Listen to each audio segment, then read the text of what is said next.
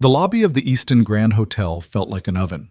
Temperatures had climbed past a record-breaking 105 degrees Celsius, and with the air conditioning dead, the marble floors radiated heat like hot coals. Guests in designer suits and silk saris wiped sweat from their brows in frantic circles, their voices rising in a multilingual roar of complaints. At the center of it all, the ornate fountain sputtered out a weak trickle of water before going silent. Then, with a sudden clank from the service corridor, Jack Harper appeared, wrench in one hand, toolbox slung over his shoulder, coveralls streaked with oil and grime. He glanced at the ductwork above and didn't hesitate. Climbing the ladder with practiced ease, Jack swung open the main intake panel. Sparks flew and a hiss of escaping steam mingled with the murmurs of astonished onlookers. He plunged his hands into the tangle of wires and levers, his face set in calm determination. Moments later, he flipped a switch and leaned back as a rush of cool air swept down washing relief over the stifled crowd. Did that give you chills? If you believe that heroes can emerge from the most unexpected places, drop a comment below and hit subscribe because this 12-part journey is just getting started and you won't want to miss a moment. Jack Harper climbed down from the ladder, toolbox in hand, and instinctively wiped his brow with the back of his glove. The swirl of cool air in the lobby felt almost surreal after the suffocating heat. Guests blinked in gratitude, some even applauding, though most simply fanned themselves in stunned relief. Jack offered a small nod and began securing the panel cover, all the while keeping an ear open for Mrs. Liu's soft Mandarin apology and Herr Wagner's halting English. "Thank you very much, sir." He had been on the night shift for nearly 3 years, quietly keeping the Easton Grand's bones in working order. Changing light bulbs, unclogging drains, tightening loose railings. But tonight's emergency had pushed him into the spotlight, and he noticed the way guests craned their necks, the way the fountain's few remaining onlookers whispered, "That's him, the maintenance guy." Jack tried not to smile. He wasn't here for the praise. He was here because a single job had to be done, and he was the one who could do it. He set his wrench inside his toolbox, then looked toward the front desk where a flustered young clerk was fielding more questions than her tablet could handle. Without a word, Jack walked over.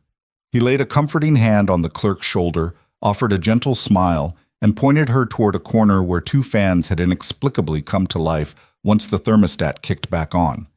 She exhaled thanks, and Jack gave her a reassuring nod before turning to leave. But he didn't get far. From the edge of the lobby, a tall, composed woman in a sharply tailored suit watched him. Emma Sterling, CEO of the Easton Grand's parent company, had descended from her private balcony to witness the spectacle firsthand. She had never once stepped onto the floor during a maintenance crisis. Yet something about the man in grease-stained coveralls and his unfazed expertise drew her attention. Jack felt her gaze, but didn't look up. He retrieved a small rag from his back pocket and polished the edge of a service stairwell door. He hummed a soft tune under his breath, oblivious to the crowd's shifting mood. Moments earlier, he'd overheard a British guest say, "I thought this place never faltered." Now, with the temperature settling back into a reasonable range, that very guest was quietly receiving a fresh cup of iced tea from room service, tipped generously for Jack's efforts, though he'd never know. The sweltering evening had been building to a breaking point all day. By sunset, the lobby's soaring glass windows had captured every last ray of heat, trapping it inside like a greenhouse. Staff members had trudged through the corridors in dread, anticipating the inevitable system failure. Jack, meanwhile, had been in the bowels of the building, checking gauge readings and cleaning filters, routine work until the emergency alarm blared. He'd sprinted through back hallways, guided by the blinking red light on his handheld scanner. Less than 5 minutes later, he emerged into the open with the wrench and the resolve that turned a meltdown into a moment of quiet triumph. Now, as he hefted his toolbox and prepared to return to the underbelly of pipes and cables, the applause swelled one final time. Jack paused, looked up, and spotted Emma Sterling. She met his eyes, surprised to see him finally acknowledge her. He gave a small, respectful wave. She inclined her head in invitation in that silent gesture. Almost reluctant to leave his domain, Jack tucked his wrench into its slot, hoisted the box, and headed toward the desk where he'd been summoned. The lobby staff parted like the Red Sea, making way for him. He walked with that calm assurance of someone who fixes things, not just machinery, but moments. Emma followed at a discreet distance, her curiosity mounting. A dozen languages had spilled from his lips tonight, weaving through the lobby's tension, binding strangers in relief. It was an act of service so smooth and unassuming that no public relations team could have scripted it, yet here it was raw, real, transformative.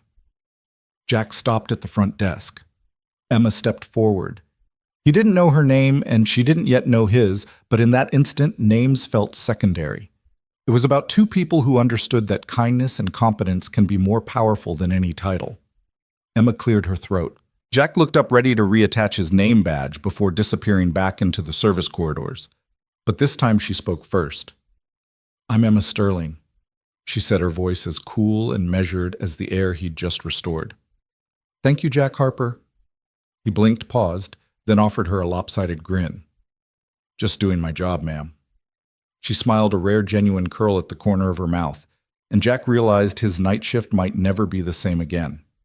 Jack wiped his hands on a rag and leaned into the scalding heat of the service corridor, steeling himself for the next burst of complaints that would surely ricochet off the marble pillars of the lobby. The main duct was now patched, the fans were spinning, and a rush of cold air draped the grand hall in a welcome coolness, but relief was still settling in. Behind him, the remains of the displaced steam hissed through the vents, a whisper of victory. He took a slow breath, then pushed through the swinging kitchen doors back into the lobby. The scene had shifted, no longer a chaotic melee, but a cluster of anxious travelers, their faces still flushed, their arms gesturing in rapid-fire pantomime.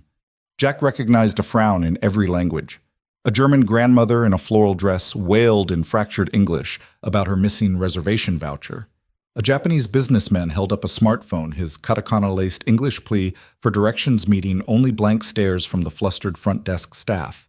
A Brazilian couple argued about extra room charges in Spanish, so thick it rolled like thunder. Jack set aside his toolbox and approached the German woman first. She was perched on the arm of a love seat, her hands fluttering like trapped butterflies. "I'm so sorry for the inconvenience," he said in perfect Hochdeutsch. Her eyes widened, jaw-dropping for a fleeting moment before relief washed in. "Es tut mir wirklich leid, gnädige Frau," he added, touching the edge of her scarf in a respectful bow. The word "scusi" might have worked, but his chosen tongue soothed her faster than any gesture. She exhaled, blinked back tears, and even managed a small, grateful nod before slipping her voucher from her purse to hand it over without ceremony. Next, a Japanese executive in a crisp navy suit was pressing his forehead against the concierge desk, crumpling a stack of foreign currency. Jack crouched to his level, slipping effortlessly into Japanese "Dabien shiri itashima." "Shita suguni, kaijetsu shimasu." The businessman's expression went from simmering annoyance to cautious curiosity. "Thank you," he murmured, and leaned back as if the simple sound of his own language had anchored him. Words spread like wildfire. Jack had become less of a faceless technician and more of a traveling linguist, his gravelly voice shifting accents with the ease of flipping a switch. An elegant woman in an ivory sari relaxed her posture when he greeted her in Hindi. "Mujhe khed hai, main aapki madad karta hu." A frazzled father from Turkey coaxed his wailing toddler into a quiet giggle with a playful "Annem de geldi yakında, tamam mı?" A Spanish tourist found himself nodding along as Jack explained in Castilian that backup generators were en route and that cold towels would soon be distributed. Between translations, Jack returned briefly to his toolbox to tighten a loose panel, but he never lost sight of the guests. Each time he unscrewed a bolt, he offered a soft apology in Portuguese, Chinese, Arabic. His coveralls smeared with grease became secondary to the warmth in his eyes, the steady cadence of reassurance pouring from his lips. No official interpreter could have matched his blend of technical confidence and genuine empathy. It was a kind of mercy most people expected only from frontline managers armed with policy manuals and complaint forms.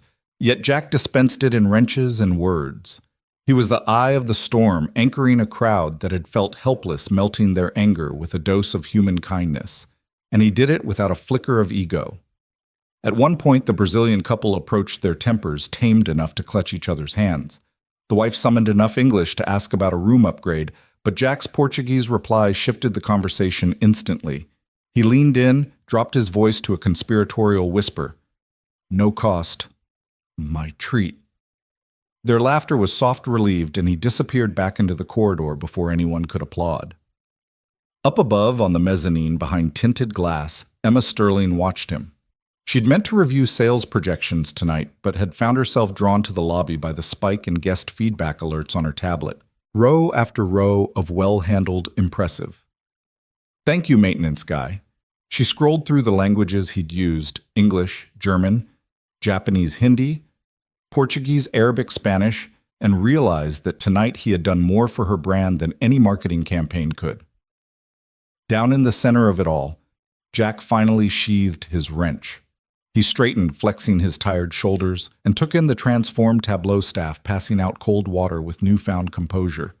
Guests chatting in small groups about the hero of the lobby, the fountain glistening once more as attendants refilled its basin. The emergency had been neutralized, but more importantly, a sense of community had emerged from the chaos. Jack met the eyes of the young receptionist who'd nearly broken under pressure earlier. He offered her a gentle smile and a nod of encouragement. She returned it more confident now, ready to face any linguistic or administrative hurdle with renewed bravery. A few feet away, a portly British gentleman approached. Handshake extended. "I don't know your name," he said, "but I know who you are." "Thank you, mate."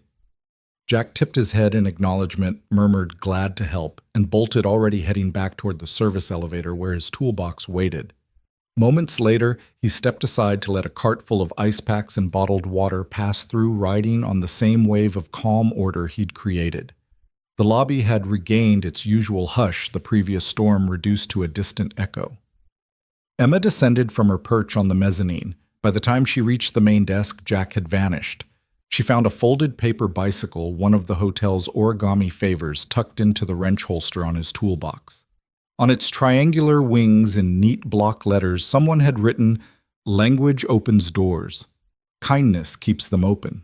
She folded the note and slipped it into her pocket, understanding for the first time that running a luxury hotel wasn't just about opulent fixtures or flawless service charts. It was about the people who moved through those spaces, and the ones who saw them not as reservations or revenue sources, but as human beings in need of relief, respect, and recognition. As Emma returned to her office to craft a memo that would ripple through every department announcing a new guest empathy initiative, she carried Jack's example with her. It was a reminder that sometimes the smallest act of multilingual mercy carries the greatest weight. And though she didn't yet know where to find him, she would. Because the man who spoke 7 languages and spoke to the heart in everyone was exactly the kind of person she wanted on her team and perhaps in her life. Emma Sterling pressed her palm against the cool glass of the third-floor mezzanine balcony and watched the scene below unfold like an unexpected performance. The marble lobby of the Easton Grand, usually an exercise in silent precision, had erupted into a human kaleidoscope of relief, gratitude, and quiet pride. Emma had seen the after-action reports, the flood of guest commendations, the spike in positive feedback, the murmurs that Jack Harper, the night shift maintenance technician, was nothing short of miraculous. But numbers and emails didn't capture the full measure of what Emma was witnessing now. Below her, Jack was folding his grease-stained coveralls back into his toolbox, a simple motion, but one that felt ritualistic, as if he were sealing away more than just his tools. He straightened, brushed a lock of dark hair from his forehead, and gave a gentle nod to the front desk clerk, an unspoken acknowledgement that the crisis was over, and their world could spin normally again. Despite the late hour and the chaos he'd just tamed, there was no fatigue on his face, only a humble calm that radiated confidence. Emma's hand curled into a fist knuckles, whitening against the glass. She'd spent her career running one crisis after another: hostile takeovers, regulatory crackdowns, botched product launches. Every corporate emergency followed a playbook, scripts to memorize, drills to practice executives to nominate as scapegoats or saviors. But this wasn't any scenario she'd ever trained for. There was no manual for extinguishing anger in 7 languages without breaking a sweat. No PowerPoint deck that demonstrated how a single quiet act of empathy could dissolve the tension of 100 demanding voices.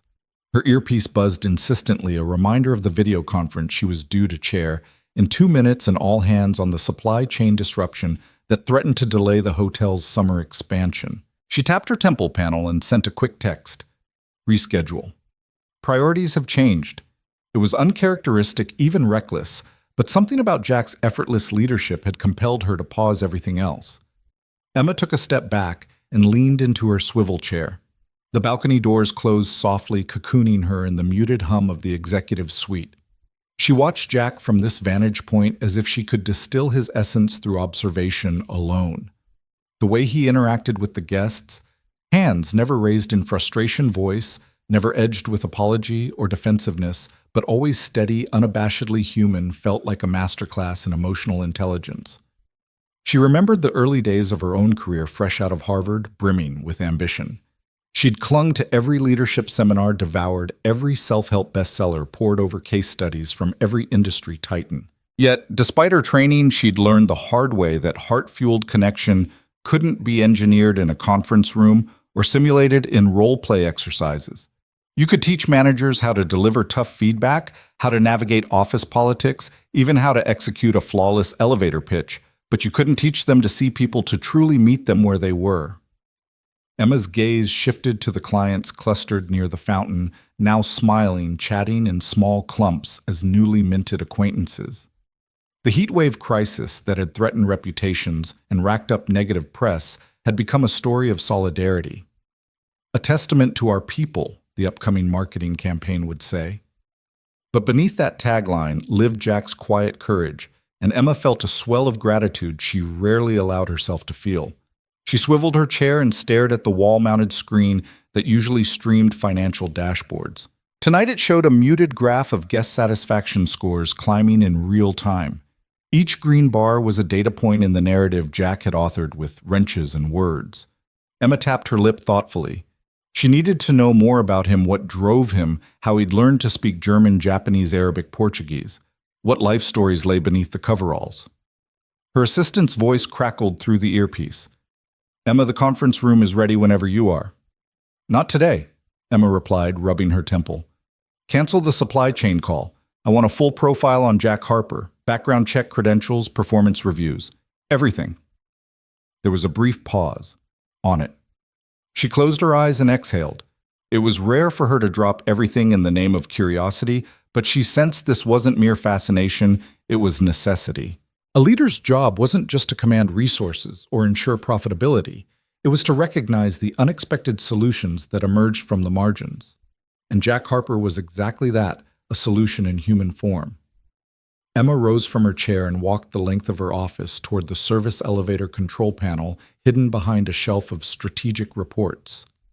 A quick press of the button called the elevator, its soft ding a contrast to the thunder of chaos below. When the doors slid open, Emma stepped inside the glass doors, closing with a faint whoosh that sounded a lot like promise. The elevator descended 3 stories to the staff corridor, its stainless steel walls reflecting her composed expression. Past the branded carpeting and plush furniture of the lobby, she passed rows of sidelined door frames and housekeeping carts, the heart of the building often overlooked by guests and executives alike. She felt a pulse of anticipation as she neared the maintenance bay, an unlit hallway that smelled faintly of motor oil and metal polish.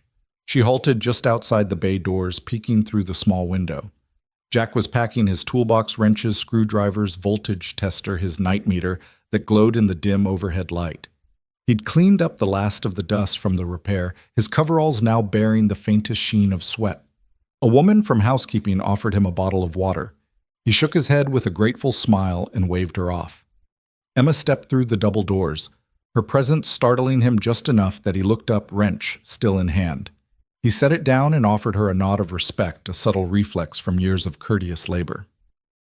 "Mrs. Sterling," Jack said, voice steady but tinged with curiosity. "Can I help you?" Emma took in his posture, relaxed shoulders, steady gaze, that unmistakable air of confidence that came from having earned respect rather than demanded it. She cleared her throat, realizing she had never formally introduced herself. "Jack," she began, voice warm but authoritative. "I wanted to thank you personally for what you did tonight downstairs. What you leveled wasn't just a broken HVAC system. You leveled frustration, confusion, even fear. You didn't just fix machines, you fixed people." Jack's expression softened with a hint of disbelief. "It was part of my job, ma'am," he said, returning to his toolbox as if the moment weren't particularly special. It's more than that, Emma insisted, stepping closer. Boardroom training can teach crisis protocols. It can teach you how to cut costs or redirect resources. She gestured at the corridor around them. But it can't teach you the courage to kneel beside a scared child in their own language. It can't teach you empathy in 7 dialects. That comes from who you are. Jack looked up, emotion flickering in his tired blue eyes. I do what I can, he said quietly. Emma nodded, but in her mind she was already rewriting strategy plans. There would be training programs and leadership accelerators, but first she needed to create space for Jack's example to ripple outward. She thought of the thousands of employees who moved through these halls every day, each capable of something extraordinary if they had the right example. I'd like to learn more about you, she said, surprising herself with how sincere the words sounded. Not just your maintenance record, your story, where you learned those languages, what brings you here. Jack's hand froze mid-reach for a wrench. The maintenance technician and the academic linguist seemed to share a fleeting moment of recognition in his eyes. He nodded slowly.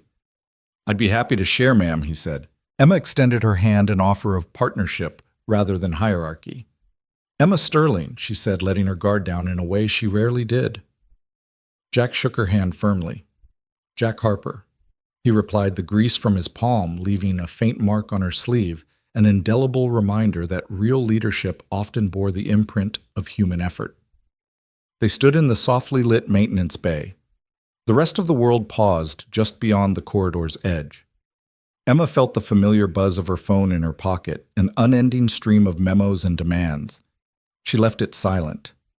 Tonight she had discovered something far more valuable than any supply chain update or financial forecast. She had discovered a person whose presence could reshape her company's soul, and that was a discovery worth every second it had taken to find him.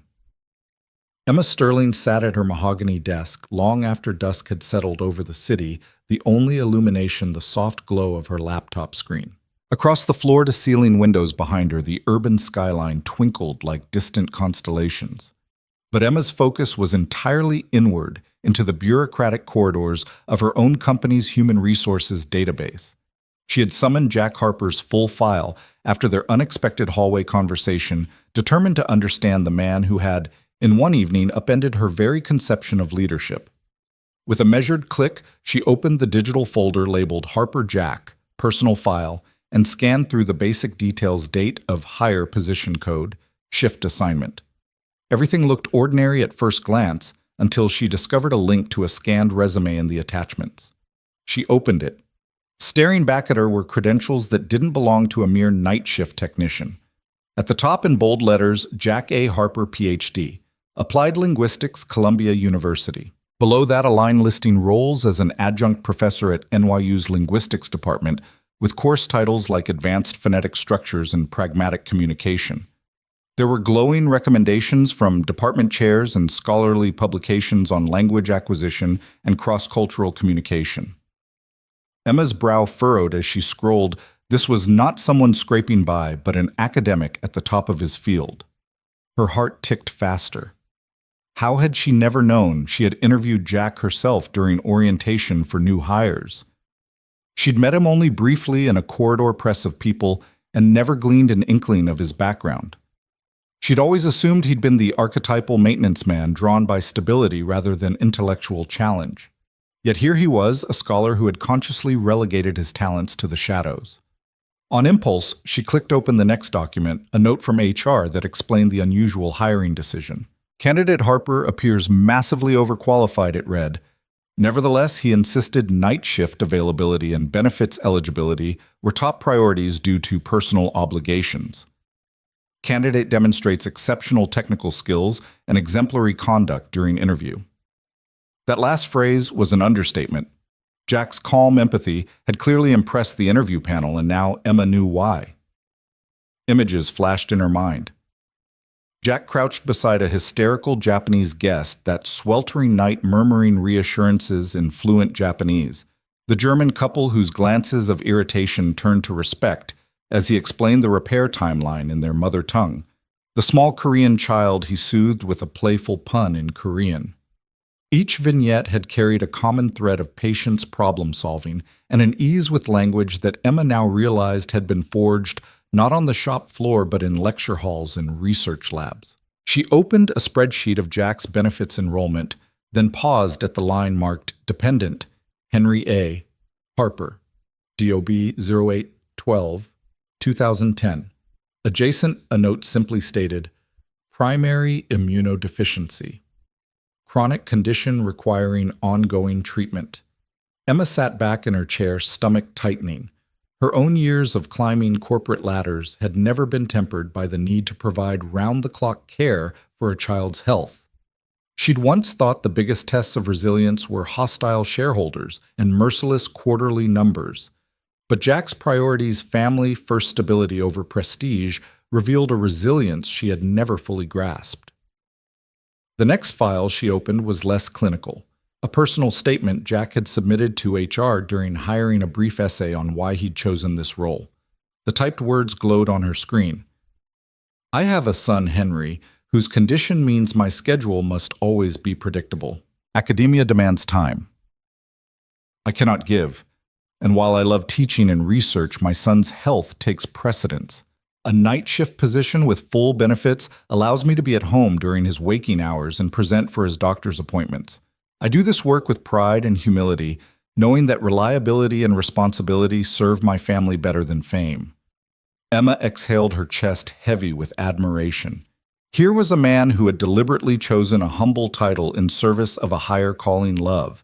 The contrast was staggering. She herself had sacrificed personal relationships for ambition more than once, and yet here Jack had sacrificed prestige for the sake of his child's well-being, and never once had she heard him complain. She minimized the resume and essay windows and opened Jack's performance reviews. Month after month, they praised his technical competence, attention to detail, and willingness to take on extra tasks. Comments noted how he had helped mentor new hires and how colleagues sought him out for assistance with language barriers when international guests arrived. Through every review, there was a recurring theme: unassuming mastery. Jack didn't just fix broken things, he elevated the human experience of every person around him. Emma felt a swell of guilt. In all her years as CEO, how many times had she ignored the people in the quiet corners of her enterprise? How many managers had she promoted without ever knowing the stories behind the men and women who toiled behind the scenes? Jack's file convicted her of a blindness she had cultivated in pursuit of metrics and milestones. She leaned forward and tapped a key to dispatch an internal message to begin drafting a new role: Director of Guest Empathy and Cultural Engagement, draft job description. A small smile tugged at her lips. If she could build a position around Jack's unique talents, the hotel might not only respond to emergencies, but proactively create a culture of genuine hospitality. Her thoughts drifted to Jack's modest demeanor when she'd first introduced herself in the maintenance bay. He had set down his wrench, nodded respectfully, and treated her as an equal rather than a superior. For a woman used to deference and carefully choreographed courtesy, his unvarnished kindness had been a revelation. Emma stood and walked to the floor-to-ceiling mirror that dominated one wall of her office. She studied her own reflection, the tailored suit, the composed expression, the faint worry lines at the corners of her eyes. What she saw now was a leader at a crossroads. She could revert to the old playbook: delegate, automate, optimize, or she could embrace a new paradigm: people first. And not just any people, but the ones who'd quietly chosen her company, not as a stepping stone, but as a place where their true talents, practical and poetic, could flourish. Her phone buzzed on silent, a reminder of the video conference she'd postponed. She silenced it permanently. Later, she would need to explain her absence to the board, but that could wait. Tonight, she had discovered the invaluable lesson that sometimes the most essential truths hidden within an organization were tucked away in the private pages of a night shift technician's file. Emma tapped open her calendar and created a meeting for tomorrow at 9. In the subject line, she typed, Jack Harper, New Strategy Discussion. She paused, fingers hovering over the keyboard. Then she added a second line, Subject, my highest priority. With that, she shut her laptop and stood, the evening's revelation still humming in her mind. As she reached for her coat on the back of her chair, Emma felt a quiet resolve take root. She would honor Jack's sacrifice by ensuring his story, and those like it, became the guiding star of the Easton Grand. It was time to rewrite the narrative of leadership, starting with a man whose hidden credentials spoke volumes about what it meant to be truly qualified. And so with the city's lights shimmering like a promise beyond her window, Emma Sterling, CEO, strategist, guardian of her guests, prepared to step into a new era, led not by charts or rankings, but by the humble, heroic heart of Jack Harper. Jack Harper's evening had already stretched into the quiet hours when the service call came through. He was halfway through tightening a loose grill in the kitchen corridor when the pager on his belt buzzed insistently. Office thermostat, glitch corner office. He consulted his watch, 7:45 p.m. The lobby had emptied, dinner service was winding down, and most of the staff were on their way home. A solitary thermostat hiccup sounded hardly urgent, but Jack knew better than to judge by the call code alone. He set aside his toolbox and walked the hushed halls to the elevator, each step echoing against glossy tile. The golden light of the mezzanine lounge spilled through the paneled glass walls, and beyond the city's neon pulse throbbed against the night sky. In his mind, he flicked through the maintenance logs. Sometimes a low-temperature alert concealed a minor sensor misalignment. Sometimes it exposed a deeper wiring issue in the climate control network. Either way, Jack prepared himself for whatever lay behind that office door. The elevator doors slid open on the 32nd floor, and Jack stepped into the hushed corridor. Plush carpeting muffled his footsteps as he approached the glass-walled corner office he'd often glimpsed from below the sanctum of Emma Sterling, the Easton Grand's formidable CEO. He paused before knocking softly. The door swung open before he could rap. "Mr. Harper, sir."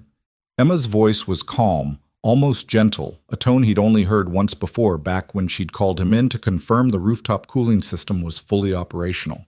She stood by the sleek wall panel, arms crossed over her tailored blazer shoulders, relaxed in a way that belied her reputation for rigid precision. "Thank you for coming." He nodded respectfully and stepped inside, offering a quick glance around.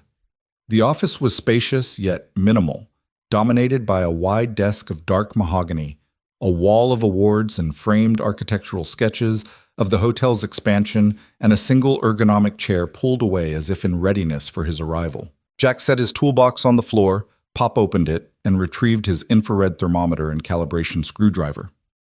"The sensor here," Emma said, indicating the small panel on the wall beside her window. "It's reporting temperatures 10 degrees below the rest of the suite." She didn't ask how to fix it, she knew he would sort it, but her curiosity was evident in the slight tilt of her head. Jack stepped forward and placed the thermometer probe against the panel. The device beeped low and steady. He frowned. "This sensor's reading cold air returning from the ducts, but the intake seems fine. I'll check the airflow channel next." He laid a hand on the panel's edge, turned a hidden latch, and eased it open. A soft hiss of cooler air greeted him, followed by a gentle whir from the miniature fan. Emma watched as he knelt, careful not to scuff the pristine carpeting with his grease-stained coveralls. He peered inside, repositioned a tiny damper, and gently rotated a dial until the airflow pattern aligned with factory specs. Then he closed the panel, wiped his hands on a cloth, and stepped back. She waited until he straightened. The room maintained a steady warmth now, the slight chill receding like an apologetic whisper. "Done?" she asked. Jack clicked the thermometer again, then verified the display. "All set. Should stabilize within minutes." Emma nodded and gestured to the chair. "I appreciate you coming up here. I know it's late." He pointed to his belt. "That's why I'm here, ma'am. Night shift's my normal schedule." She offered a half smile. "Right. Of course." He brushed a stray lock of hair from his forehead. For a moment, the only sounds were the soft hum of the HVAC and the distant murmur of late-night staff below. Emma cleared her throat. "Jack, if you don't mind me saying, last week when the lobby AC failed, I watched from the balcony." She paused, then met his eyes directly. "You did more than fix the machine. You calmed guests from 7 different countries, each with their own frustration. You spoke to them in their native languages. I've lived in boardrooms where I've asked for calm and gotten spreadsheets instead." Jack settled onto a nearby stool, turning to face her fully. "Thank you," he said, voice low. "I just wanted to help." "No," Emma corrected softly. "Thank you." She stood closer, closing the distance between CEO and technician until the faint scent of her signature perfume mingled with the clean tang of metal he carried on his hands. You reminded me what real service looks like, not the polished gestures for a camera, but the unseen work that shapes an experience. You reminded me why we started this business in the first place. Jack blinked. He rarely heard such sentiments from senior management. My son, he began, then paused. Henry's the reason I do this job. He needs me at night as much as I need a steady income and benefits. I may have a PhD in linguistics tucked away somewhere, but this? He gestured at the thermostat at the quiet comforts of Emma's office. This keeps me where I need to be. Emma sank into the guest chair, leaning forward. I dug into your file after that night. I saw your resume, your publications, your academic awards. And then I saw the note you wrote HR about your son. It took me aback. It's not common that someone on the front lines of maintenance has credentials that far eclipse the job at hand, but you made a conscious choice, a lesson in priorities. He shifted slightly self-conscious under her unflinching gaze. It's easy to earn prestige, he said quietly. It's harder to keep the people you love close. Harder, she agreed. And more important. Emma paused, then reached into her purse and pulled out a small leather-bound notebook. She opened it to a blank page and scribbled a few words, Director of Cultural Engagement. She tore the page out and placed it on the desk in front of him. I want you to help me build something new here. Not just fixing leaks or recalibrating sensors, but creating a program that ensures every guest feels seen, heard, and understood. A role that leverages every one of your languages and all of your empathy. Jack stared at the page, heart pounding. Emma, that's far above what I...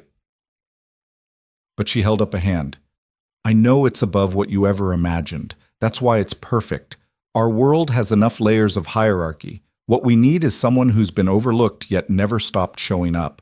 Someone who measures success not by titles, but by the impact they make on individual lives. Someone like you. He swallowed, eyes drifting to the tiny thermostat panel he'd just serviced, then back to her. For the first time, Jack felt the weight of recognition, of genuine trust settle in his chest.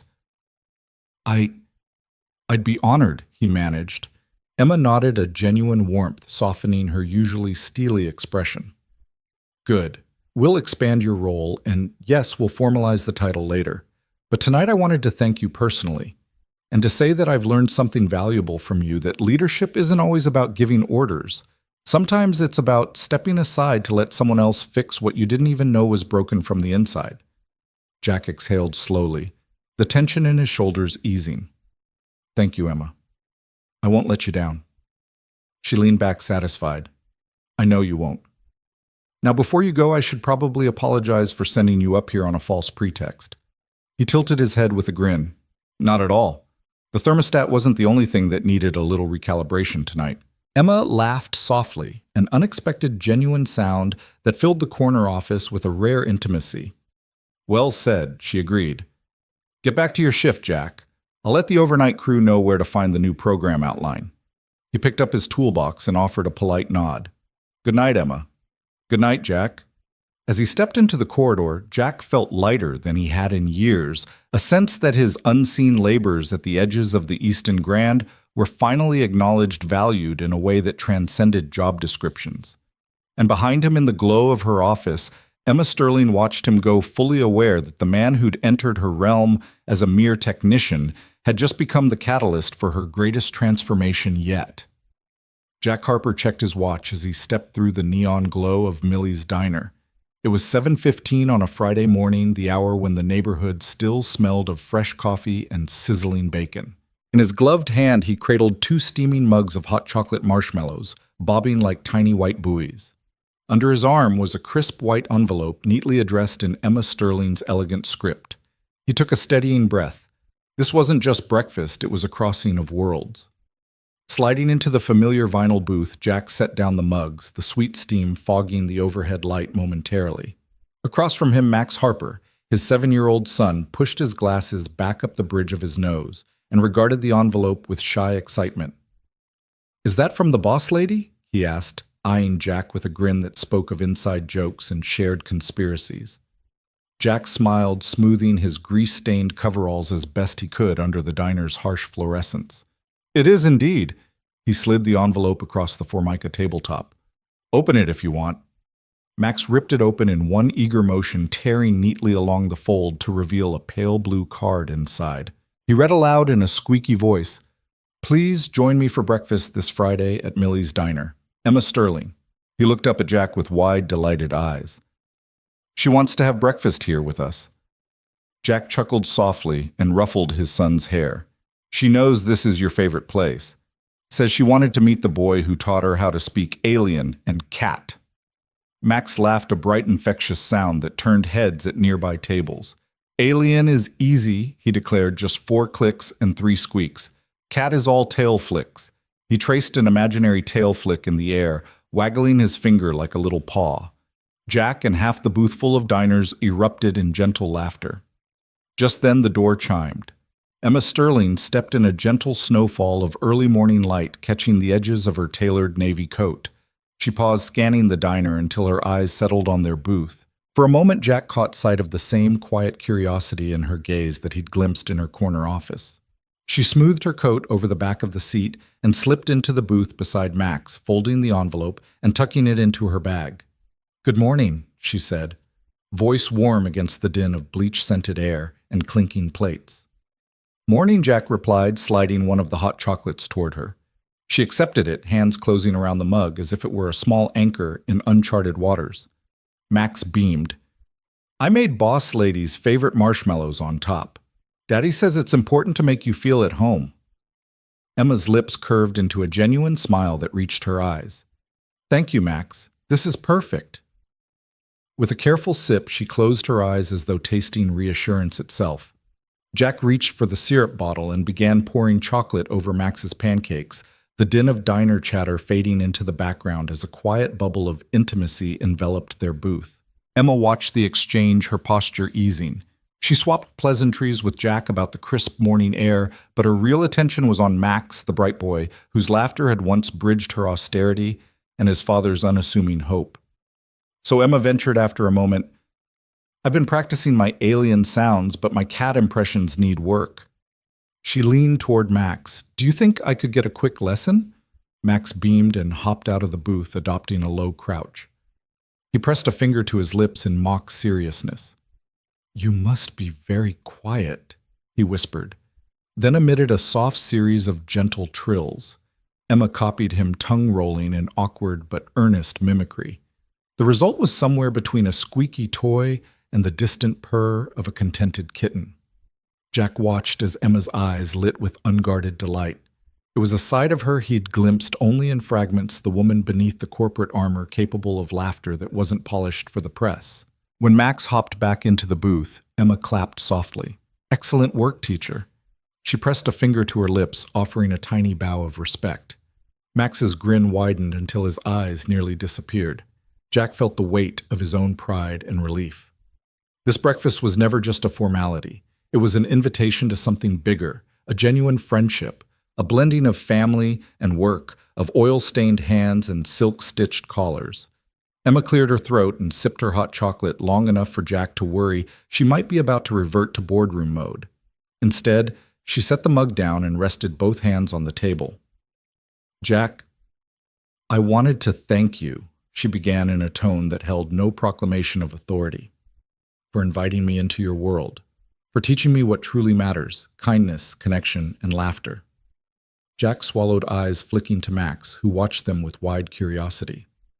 "Thank you, Emma," he said softly, "for understanding." She nodded, then turned to Max. "And you, young man, are quite the ambassador, teaching a CEO how to speak cat-impressive work." Max beamed, then leaned forward conspiratorially.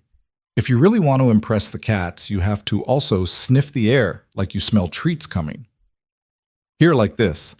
He demonstrated with a big theatrical sniff, scrunching up his nose. Emma followed suit, scrunching hers so hard that Jack had to stifle a laugh. Their shared laughter rose like a warm current through the booth. A nearby waitress paused in her tray, returning duties, smiling as she wiped her hands. "Looks like the world's smallest diplomat struck again," she murmured, and then went about her work. Emma's laughter faded into a tender smile. She reached into her bag and pulled out a small notepad and pen supplies Jack recognized from his own toolbox. She scribbled something and handed him the page. "Friday breakfasts are now official. Family table reserved. Emma. Jack tucked the note into his pocket, his heart warm. He looked at Max, who was already hopping to refill his mug with chocolate syrup. Looks like this diner just got a VIP corner, Jack said quietly. Max hopped back into the booth, pouring syrup with careful precision. Do you think they'll let us have pancakes every Friday? He asked. Emma exchanged a conspiratorial grin with Jack. I think they'll have to, she said. After all, business is built on relationships, and so far ours is off to a very sweet start. Jack reached across the table to steady Emma's chocolate before it could overflow. To new beginnings, he said, raising his mug. Emma met his gaze and clinked her mug against his. To friendship, family, and unplanned adventures. Max joined in with a clumsy cheers of his own, sending a marshmallow sailing and another round of laughter through Millie's diner. In that shabby booth, two worlds had truly come together, stitched by marshmallows, turned by wrench and warmth over pancakes and the promise of Fridays yet to come. Jack Harper had just finished replacing a faulty valve in the East Wing sprinkler system when he felt it a hollow look in the eyes of the front desk clerk as she passed his maintenance cart. It wasn't mere exhaustion, this was something like pity or, worse, resignation. He paused mid-step toolbox, balanced on his hip, and watched her vanish around the corner. Behind her retreating back, he caught sight of an HR administrator whispering to the lead engineer, both glancing furtively at the security camera monitors. Jack's chest tightened with a familiar, unwelcome tension. He shrugged it off and continued on to the boiler room where the morning's heat wave had pushed the ancient boiler valves to groan in protest. He adjusted a pressure gauge, listening to the hiss of steam settle back into a steady rhythm. That was when his pager buzzed a quick vibration in his pocket that had once meant a guest emergency, a broken pipe, or a power flicker. Now it simply displayed the message "Badge non-essential. Reclassification pending." Jack's fingers froze on the wrench. He blinked at the pager's screen, heart hammering. Non-essential. He swallowed. He knew non-essential meant deletion. An invisible label that would strip him of access, notify security to bar him from critical systems, and ultimately sign him up for the cost-cutting AI rollout slated to replace overnight maintenance. He closed his eyes and pressed the pager back into his pocket, finishing his work on autopilot. He left the boiler room, his footsteps echoing against scrubbed concrete. Every corridor looked narrower. Every door seemed locked just a bit tighter. At the end of the hall, the water fountain dripped softly, taunting him with its normalcy. The rumor mill had been churning for weeks. He'd heard snippets in the break room vox pops of conversation about Phase 2, automation AI-run diagnostics and streamlining headcount. At first he'd laughed it off over coffee with Max's schoolmate's father, joking that even Alexa wouldn't know how to rig a makeshift fix on an emergency exit sign. But that laughter died the moment the pager lit up. His palms grew clammy with worry, and he realized two things at once. One, he couldn't afford to lose this job. It was what allowed him to be home when Max needed him most. And two, he had nowhere to go if this label stuck. No academia to return to, no colleagues waiting in some office to pull him back into the lecture halls. Just one boy counting on him to be there for dinner, tuck-ins, weekend science fairs. He shoved the wrench into his toolbox and strode toward Emma Sterling's glass-walled office on the 8th floor. His throat felt tight, his palms slick. He'd never barged in unannounced, but this couldn't wait. He tapped once on her door's frosted glass panel, 2 quick raps. Holding his breath, he watched the silhouette of her upright posture shift as she mentally shelved whatever crisis management call she'd been mid-sentence on. "Come in," she called, voice steady but laced with concern. Jack stepped into the polished sanctuary of her corner office. Emma Sterling was seated behind her oak desk, the morning sun cutting sharp patterns across the pale carpet. She offered him a small, polite smile. "Jack, what can I do for you?" He swallowed, looking down at his work boots, grease-stained and worn, the very symbol of what this job had meant. "Emma, I just got a notification. My badge is being reclassified as non-essential. They're talking about automating, well, pretty much everything I do at night." Her smile faltered, curiosity flashing across her eyes. "Show me," she said, standing. They walked together to the security console in the hallway outside her office. With a few taps, she pulled up his employee status. Sure enough, a red label blinked beneath his ID, non-essential. Below it, a smaller note, eligible for AI replacement phase 2. Emma frowned, tracing the screen with a finger. Non-essential. Huh? She murmured. She turned to him, blue-gray eyes sharp. They're going to replace you with AI. Do they know what you do? Jack shrugged helplessly. He felt exposed, like someone had opened his chest and labeled his beating heart optional. They think it's cost-efficient, he said. I heard the HR head mention it during last night's shift change. Said routine tasks were better left to algorithms. They never actually see the people behind the valves, the wires, the guest interactions. Emma tapped her temple as though nudging her own memory. They haven't seen you, not really. She spun back to her office, beckoning him inside. Her assistant hovered uncertainly in the doorway, a silent witness to whatever storm was brewing. Emma walked behind her desk and leaned forward. Jack, she said, eyes unwavering. I know exactly what you do, and it's more than routine. She glanced down at his coveralls, still bearing faint smudges from yesterday's air handling repairs. Your job is critical not just to the hotel's systems, but to our reputation. You're our frontline ambassador, fixing problems and soothing guests in 7 languages. Jack shook his head, voice tight. I'm just trying to keep the heat off Max. He swallowed again. If I lose this, I lose everything. Emma's jaw worked as she processed his confession. She'd known he was a single dad, putting everything on the line, but hearing it out loud, seeing the fear in his eyes that ignited something in her. She pivoted to her laptop and pulled up the department's cost analysis graphs and projections. She scrolled until she found the meeting minutes from last week's executive strategy session. Automate night maintenance, reduce labor costs by 15%. She scrolled more. Assess elimination of redundancies. AI forecasts. ROI charts, efficiency models. It all stared back in cold, sterile figures.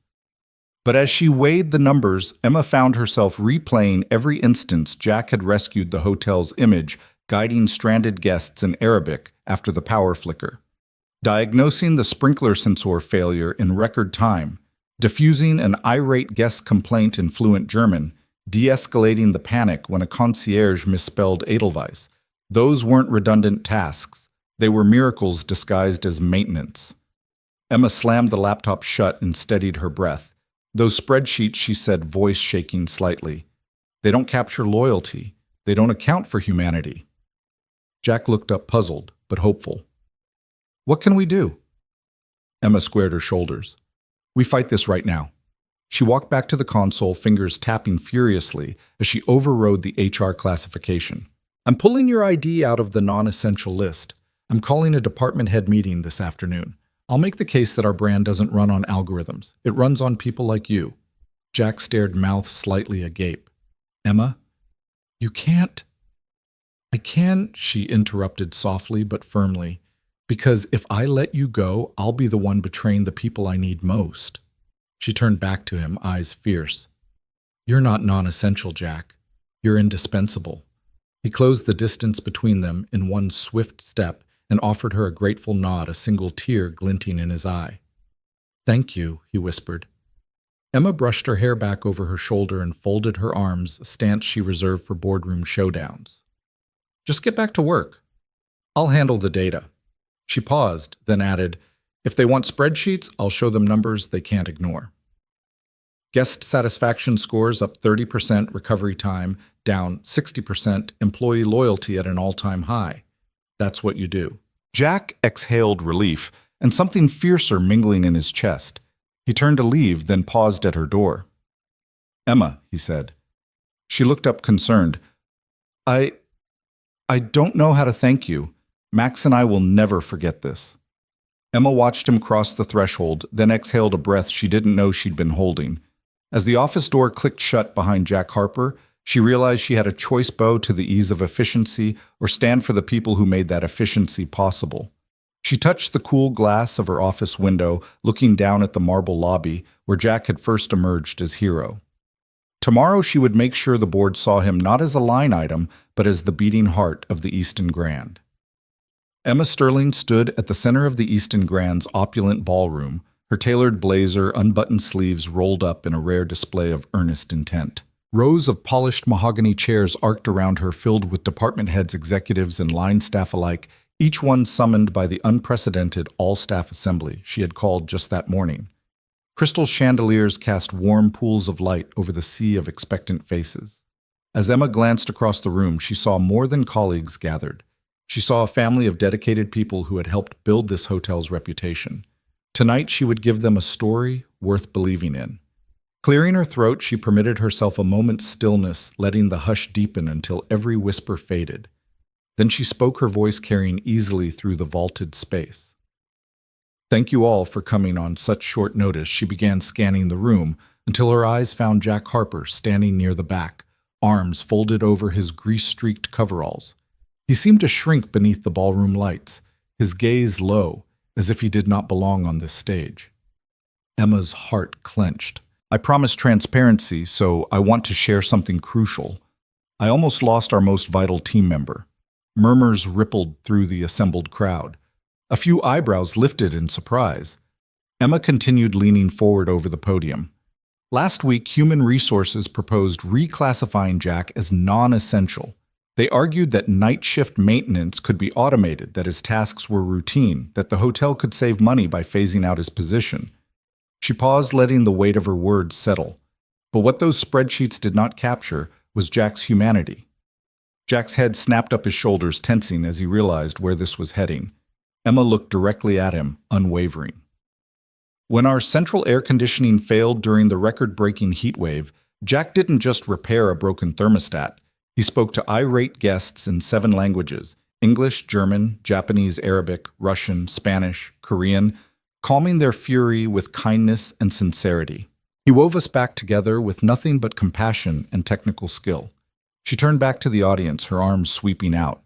"We talk about hospitality as if it's only a service we offer on plush linens and silver trays. But true hospitality lives in human connection, not algorithms." I watched him kneel beside a frightened child who thought the blackout would swallow him whole, and I realized that Jack doesn't just fix machines, he saves people. A ripple of applause swept through the room. Tentative at first, then firm as Emma's words sank in. She held the applause, gently raising a hand. "That's not the only reason Jack matters." She reached into her pocket and pulled out a simple photograph, Jack and his son Max, eyes bright despite hospital masks, standing beside a lifeless IV stand. "Jack is a single father," Emma said quietly, her voice softening with empathy. "Max has battled a chronic illness since he was 6. Jack chose night shifts so he could be home for medicine doses and bedtime stories. He gave up a promising academic career, PhD in linguistics, adjunct professor at NYU, just so he could watch his son grow." Jack's Adam's apple bobbed as he swallowed, glancing at the photo, then back at his colleagues. Emma held the image aloft for all to see. "This is the sacrifice that spreadsheets never recognize. It's the courage that spreadsheets can never quantify. It's the quiet heroism we often overlook." Tears shimmered in more than a few eyes. Across the polished floor, the head of finance covered his mouth with his hand visibly shaken. Emma let the silence stretch long enough that every person felt the gravity of her message. Then she leaned forward, voice resolute. "If we let Jack slip through our fingers, we lose something far more precious than cost savings. We lose the heart of our hotel." She straightened and allowed the applause to rise into a crescendo that shook the crystal chandeliers overhead. Staff leapt to their feet in a spontaneous outpouring of gratitude. Clapping hands echoed against the marble walls. Jack stood frozen for a moment, eyes wide as the room honored him. Emma stepped down from the podium and crossed the floor in 2 long strides, taking Jack's hand in hers. The ballroom, once hushed, erupted again this time, with cheers, whistles, and a standing ovation. Jack's face glowed with disbelief. He squeezed Emma's hand and nodded, voice catching when he spoke. "Thank you," he said simply, but the depth of his gratitude spoke volumes. Emma smiled, meeting his gaze in the vast expanse of the ballroom. "We need more than machines," she replied. "We need people who believe in people." In the days that followed, Jack's badge was officially reprioritized as essential personnel, and the planned AI takeover of night maintenance was shelved indefinitely. Instead, Emma appointed him to lead a new guest empathy initiative, a program that would train all staff in cultural sensitivity, crisis, de-escalation, and multilingual communication tasks no algorithm could master. Jack, still wearing his grease-spattered coveralls, stood at the forefront of a movement to redefine hospitality. At the end of the assembly, staff lined up to shake Jack's hand, to thank him, to share stories of their own moments when his quiet heroism had touched their lives. The concierge whispered, "We wouldn't have made it through that blackout without you." The banquet manager admitted, "Your quick thinking saved our international gala." A bellman said, "You always take the time to ask after my family. That matters more than you know." Jack felt a swell of pride, not in himself, but in the community he had helped forge. Emma watched from the side, her heart full, knowing she had made the right choice. No spreadsheet could measure the value of trust restored, of dignity upheld, of a family kept whole. That night, as the ballroom emptied and the chandeliers dimmed, Jack and Emma walked side by side through the lobby. The grand fountains murmured behind them, and the late-night glow of city lights filtered through the glass doors. Jack paused, looking up at Emma. "I never expected any of this," he admitted softly. Emma met his gaze, her eyes warm. "Neither did I," she said. "But now I can't imagine this place without you." He laughed, a low, relieved sound. "And I can't imagine it without you." They shared a moment of quiet celebration amid the marble grandeur, two unlikely allies who had reminded an entire company that the truest measure of worth lies not in numbers, but in the courage to choose humanity over efficiency. And as dawn approached, the Easton Grand stood ready to welcome its guests once more, its heartbeat stronger than ever, powered by compassion, connection, and the unbreakable bond of one quiet hero and the CEO who finally saw him. Jack Harper's shift was supposed to end at 6:00 p.m., but he never made it to the time clock kiosk in the Easton Grand's hushed service corridor. Instead, he paused outside the glowing marble lobby, the evening's golden light slanting through the front doors. And for one long moment he let himself consider walking away. The applause of the all-staff assembly still echoed in his mind, mixing with the uneasy stir of resentment he'd sensed from a few of the higher-up managers. They'd clapped politely, but his heart knew the truth. Some believed he was nothing more than a charity case, a sentimental nod to goodwill, a liability in the name of compassion. And maybe they were right. He pulled his badge from his coverall pocket and tapped it against the reader. Nothing but a red access. Denied flashed back. Frowning, he tapped again. Still denied. His locker, too, was inexplicably empty. No toolbox, no oil-streaked gloves, not even the faded photo of his son tacked inside. The corridor felt cavernous and hollow without the familiar clink of his equipment. The smell of industrial cleaner and late-shift coffee drifted by, but it couldn't hide the quiet ache in his chest. The security guard, Mr. Howard, mistook the access failure for a system glitch. "Clocking in tomorrow morning, Harper?" he asked, voice low. Jack simply nodded. He didn't have the energy to explain that this system rejection felt more like a dismissal. With one last look down the corridor that had defined his nights for the past 2 years, he stepped out the service exit and melted into the sidewalk's early dusk shadows. Back in her corner office, Emma Sterling watched her inbox flash with alerts. Badge inactive, Jack Harper. Locker. Emptied. Jack Harper. Security incident. Lost badge. Panic clawed at her chest. She'd marshaled boardrooms, calmed investors, and negotiated hostile takeovers, but this felt personal, like losing sight of a vital piece of her own heart. She grabbed her coat unbuttoned in haste and fled the silver-lined tranquility of the executive floor for the crumbling brick of Crescent Bay Elementary, where her calendar showed Jack's son Max should have been released at 3:00 p.m. Clouds had gathered overhead, and a soft drizzle slicked the school's playground, turning the rubberized surf to a faint sheen of moisture. Emma's sharp heels squeaked on the curb as she scanned the open gate. Children clustered in rainbow-colored raincoats. Parents juggled backpacks and umbrellas. None of them were Jack. The lump in her throat tightened until her breath came in shallow bursts. She couldn't believe she'd let things escalate this far. Then she saw him, Jack, crouched beside a metal slide, sorting through the contents of a soggy backpack. Max stood nearby, arms crossed, his small frame shivering in a thin hoodie. Emma approached slowly, as if the veneer of authority might snap if she walked too hastily. Jack glanced up, surprise flickering in his dark eyes, quickly replaced by a guarded calm. "Mr. Harper," she began, voice unsteady. Jack nodded, eyes flicking to Max. "He's fine, ma'am. Just needed dry socks." Emma swallowed past the lump in her throat. "I'm so sorry. I tried your office, the service corridor, your badge was denied, your locker emptied. I thought something happened to you." Jack's jaw tightened. "I denied myself," he replied quietly, avoiding her gaze. The breeze whispered through the empty swings, and Max tugged at Jack's sleeve. "Dad, is everything okay?" Jack knelt to Max's level, brushing a raindrop from his son's hair. "Everything's fine, buddy." He forced a small smile that didn't reach his eyes. Turning back to Emma, he said, "But I'm not fine. I can't be the symbol of charity. I might have saved the day once, but I won't stick around for the politics." Emma felt tears prick her eyes. "Jack, please." He held up a hand. "You saved Max," he said, voice raw, "when I couldn't afford the trial. You did that. The rest, I'm not so sure." Emma closed her eyes and counted to 3, steadying herself. Then she reached out, gingerly resting a hand on his shoulder. "Jack, look at me." He did, reluctance folding into the depths of his gaze. "I made a mistake. I thought rescue was charity. I was wrong. I thought I could protect you from the fallout, but I ended up pushing you away. I'm sorry." For a heartbeat, Jack said nothing. The playground's laughter and shouts faded to a distant hum. Max stepped forward, his small hand sliding into Jack's. Emma dropped to one knee in front of them, unperturbed by her wetsuit. "Max," she said softly, meeting the boy's curious eyes. "You're the bravest kid I know. Will you let me do something brave too? Will you tell your dad that I want him back at work where he belongs?"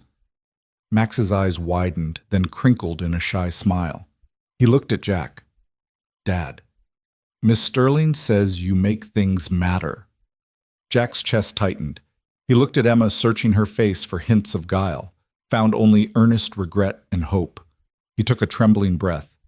"You're serious?" he asked. Emma nodded. "I've reclassified your position myself, facilities supervisor. I'll update the board and HR. No flags, no ambiguity. You and Max have earned every right to be here." Jack's gaze flicked down to Max, whose grin illuminated the dim evening. Then he looked back at Emma, vulnerability flickering in the depth of his eyes. I'd like to stay," he said, voice small but determined. "For Max and for everyone here who needs a real person, not a program." Emma felt relief wash through her. She rose and offered her hand, but Jack instead pulled her into a hug so fierce that her shoulders bumped his coveralls. She returned the embrace, surprising them both with its warmth. Max clambered into Jack's other arm, stacking his embrace on top of theirs, and Emma patted Jack's back gently. When they finally pulled away, the 3 of them stood in a quiet triangle under the flickering playground light. The drizzle had eased to a gentle mist. Emma brushed her hair from her face. "Welcome back," she said, her smile reflecting in Jack's weary but grateful eyes. Jack ruffled Max's hair, looking at Emma with something closer to awe than gratitude. "Thank you for fighting for us," he said simply. Emma shook her head. "Thank you for staying."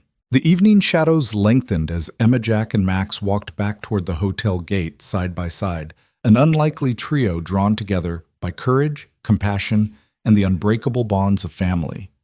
And in their quiet determination, the Easton Grand found its true foundation, not marble or air conditioning, but the simple promise that no one would ever be left to fade away unseen again.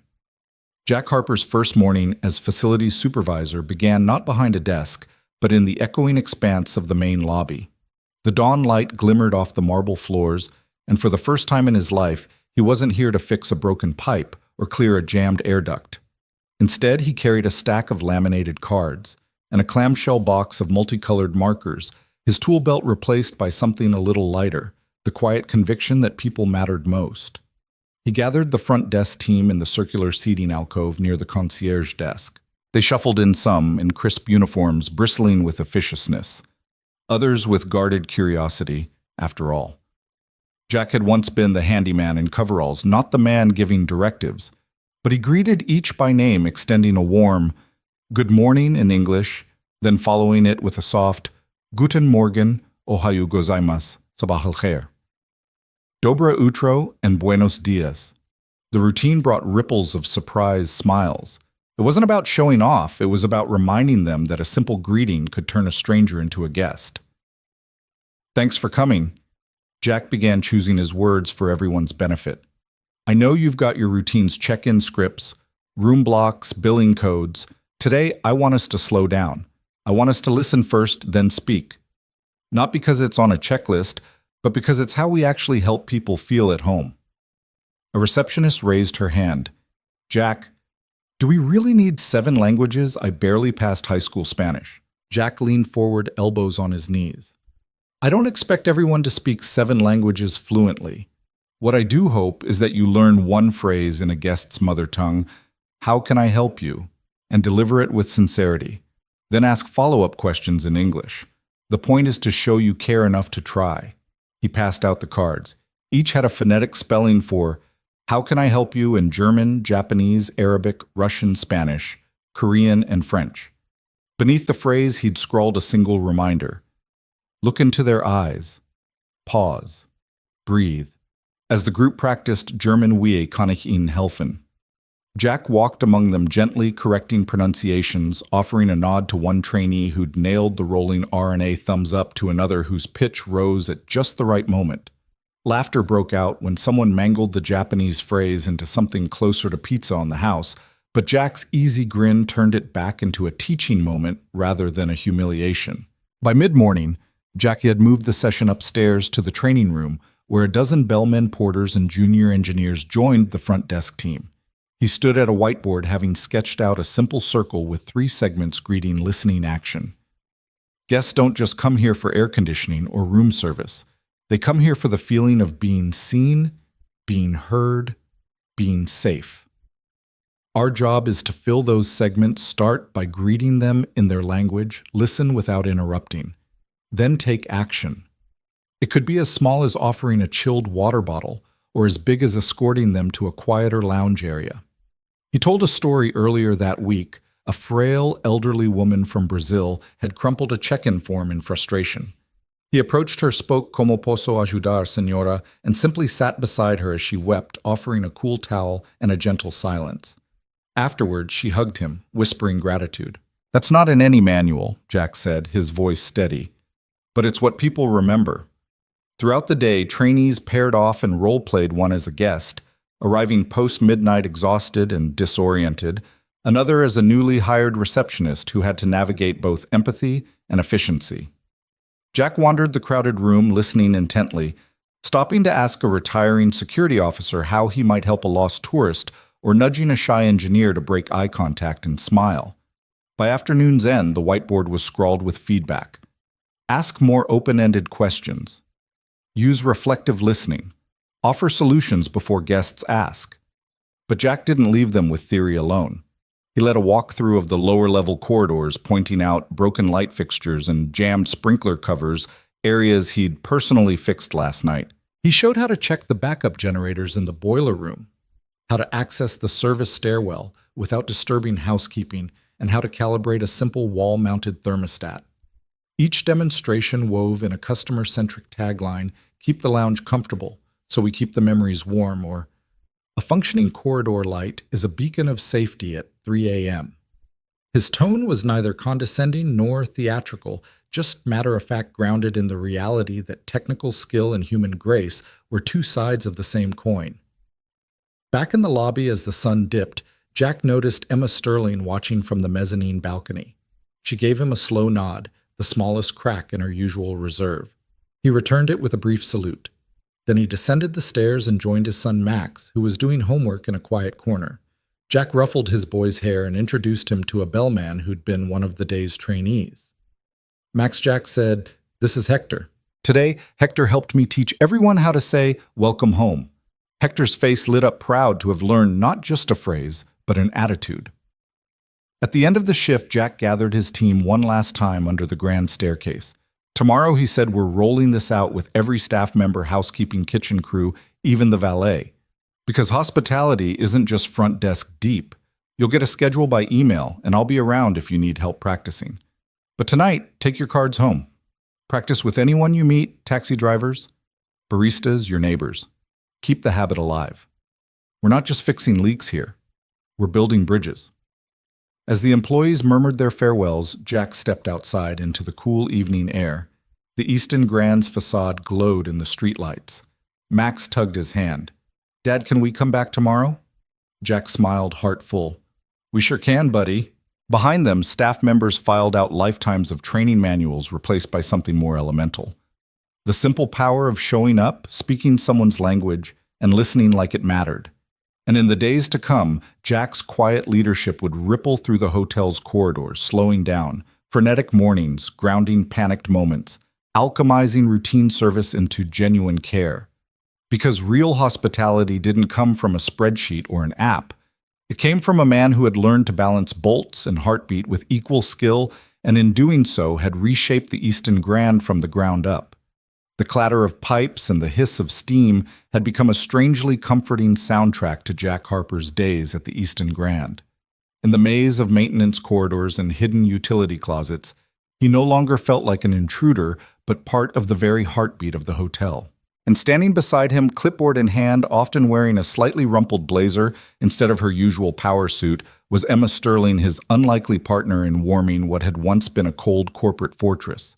It began innocently enough on a routine inspection of the boiler room. Jack had discovered a slow leak in one of the main pressure valves, a drip so gentle it would have escaped most eyes. But he and Emma had wandered back there together, she drawn by the soft scuff of his work boots echoing against concrete walls, and she'd asked, genuinely curious, "Can I see how you catch that? I never would have noticed." So he crouched beside the valve hand, steady, even in the low light, explaining the telltale signs of corrosion, the faint mineral ring, the microscopic crack along the seam. She leaned in, absorbing every word, occasionally reaching out to turn a wrench under his guidance. For Jack, the surprise wasn't that she wanted to learn. It was how natural it felt, her fingers patiently handling tools she'd once observed only from porcelain conference tables. From that moment, their days grew threaded with these small collaborations. Wednesday mornings found them poring over maintenance logs and Emma's corner office room service coffee steaming between them, as Jack highlighted patterns only a technician's eye could see, recurring flickers in the east wing lights and odd hum in the backup generator that warranted preventative lubrication. Emma, ever analytical, would tap her pen thoughtfully, asking questions that refined Jack's hunches into actionable checklists. Their voices formed a soft cadence, Jack's firm and reassuring, Emma's calm and curious, until the entire room seemed to lean in, waiting for their next insight. By Thursday afternoons, the two of them could be spotted sharing a booth at the little diner around the corner. The one-terrace diners called Mom's Place, because the waitress still remembered everyone's order after a single visit. Emma, who usually ate at five-star tables under glittering chandeliers, now sat with Max at her side, both of them delicately navigating chocolate milkshakes and miniature pancakes. Jack watched as Emma knelt on the booth's vinyl seat, her tailored skirt tucked just so, coaxing shy smiles from his son with impromptu shadow puppets. Max, normally guarded with newcomers, giggled as Emma spoke good morning to him in broken Korean, one of the 7 phrases Jack had taught her. In those moments, titles faded.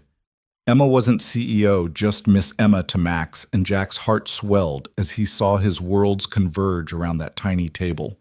Their partnership deepened in the evenings when the guest floors had emptied out and the hotel hushed into something more intimate. Jack would tap on Emma's office door, his coveralls smeared with grease, while she set aside her final spreadsheet for the day. They'd settle into ergonomic chairs, a pot of strong coffee between them, and tuck into room service sandwiches as they strategized over upcoming projects, a new lighting initiative plans for a staff-driven wellness room in the basement, or deciphering the guest feedback form that kept mentioning heart and warmth alongside cleanliness. Their brainstorming sessions stretched late into the night, peppered with laughter, when Emma teased Jack about his impossible ability to name every HVAC filter size on the first try, or when he caught her off guard by quoting an obscure engineering spec she'd mentioned once in an offhand remark. Each morning, their work carried new momentum. Staff members, bellmen, housekeepers, even the sous chef greeted Jack and Emma with fresh enthusiasm, as if discovering that leadership could be approachable without losing its dignity.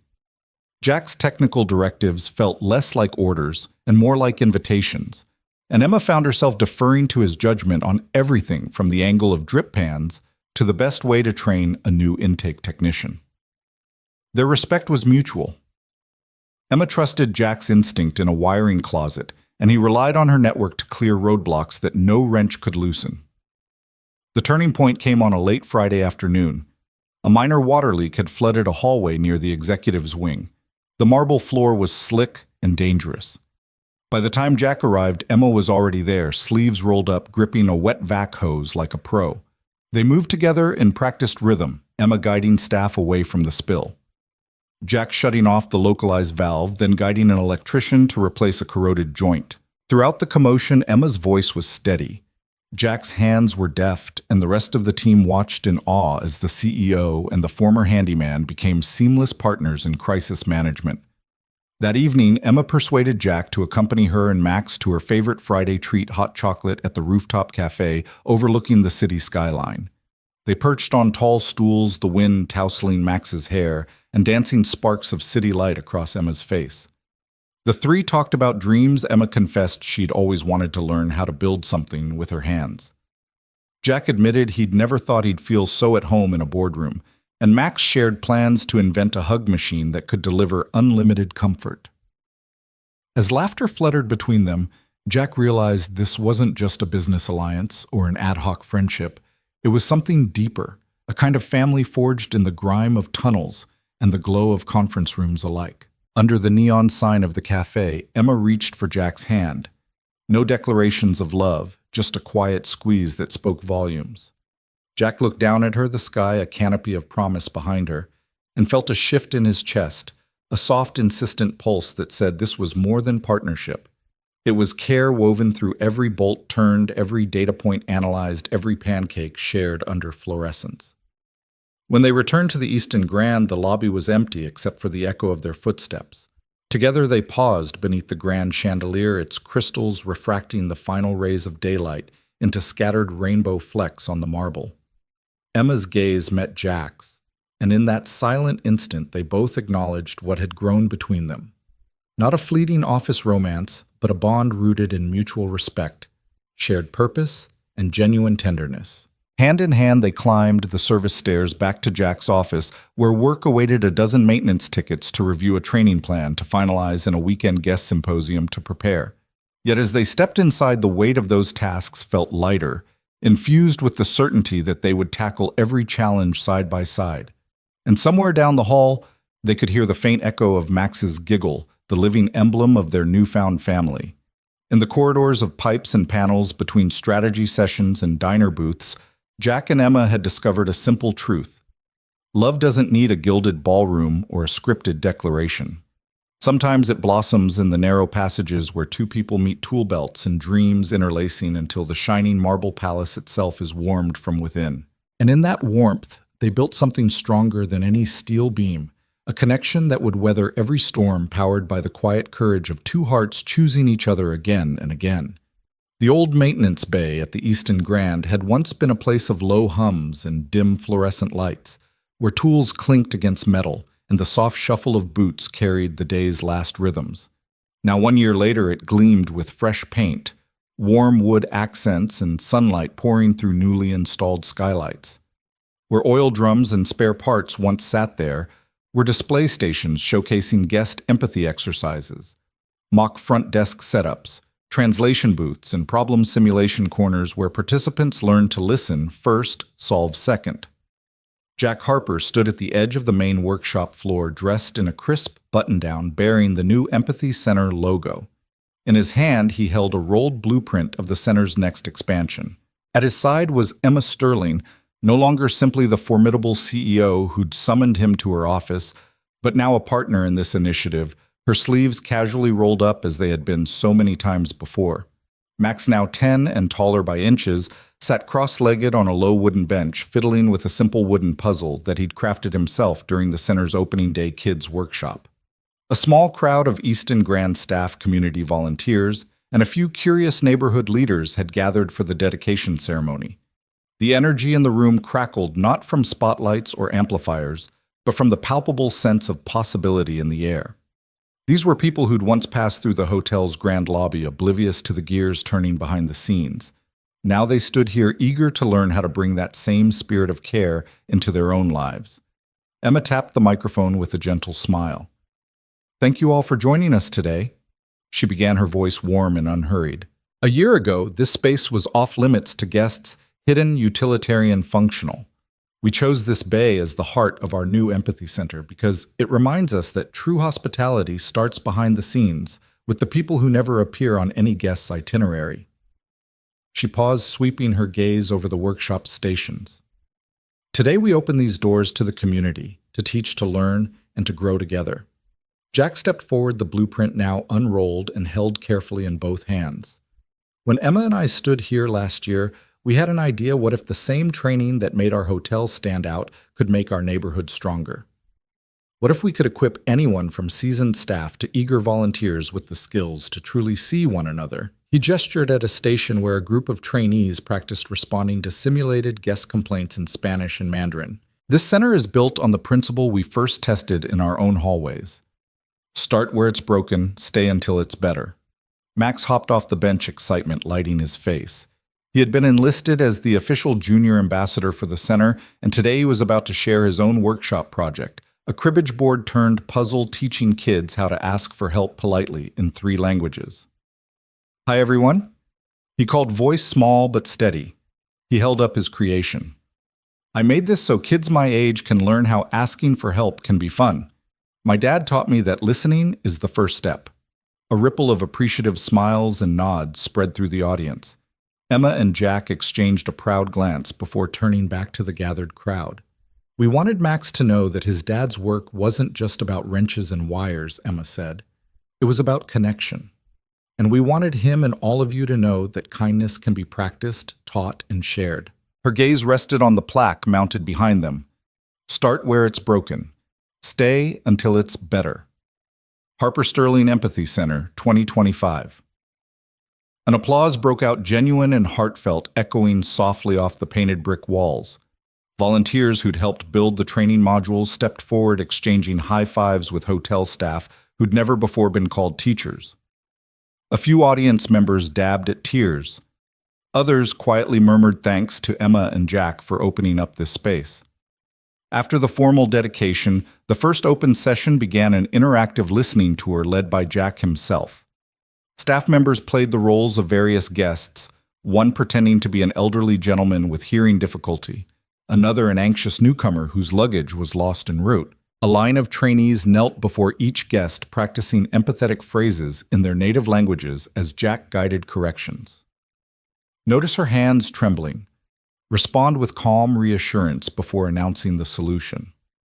Across the bay, Emma stationed herself at a cultural cue corner where volunteers learned to interpret subtle body language signals.